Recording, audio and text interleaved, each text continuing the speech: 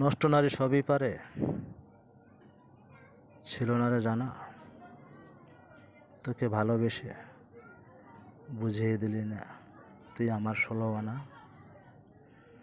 সারা জীবন থাকবি রে তুই, থাকবি অপরাধী। আমার ঋণ পরিশোধ করবি কবে দাদি? আমার কাছে ঋণী তুই থাকবি তুই কাল। মাফ করবো না তোরে আমি, সেটা কোনো কাল। এই দুনিয়ায় পেয়ে যাবি তুই যে পাপের সাজা। তখন তুই বুঝবি প্রিয় কি এমন মজা।